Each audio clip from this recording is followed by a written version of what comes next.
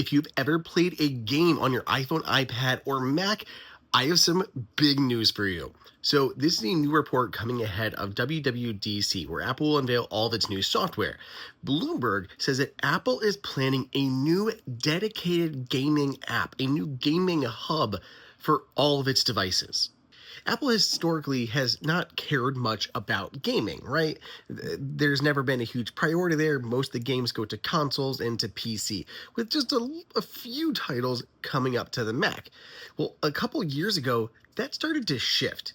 Apple started doing a whole lot between adding like low latency gaming modes for headphones, a dedicated gaming mode for your iPhone that reduces background activities to help boost frame rates.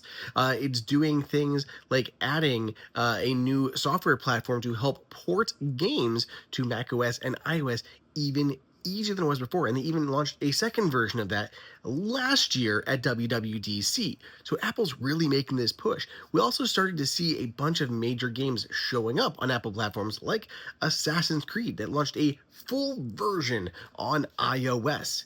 Kinda crazy. Now we're to this point where Apple is like taking an app that had kind of pushed away.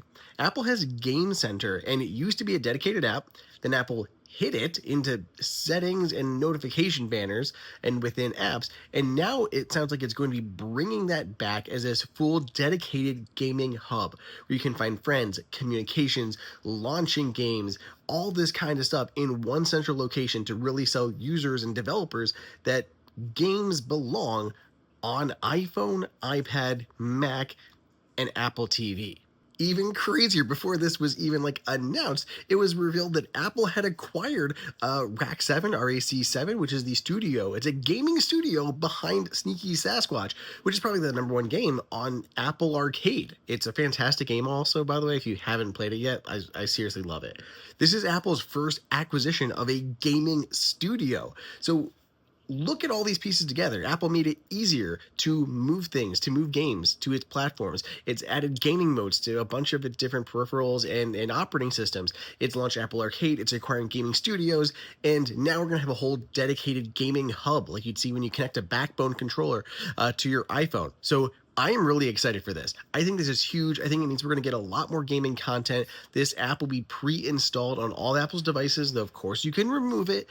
But let me know, what do you think of this? Is this a good thing? You excited for it? Let me know down below in the comments, and stay tuned. I'll be bringing you all the news live from San Francisco at WWDC in June.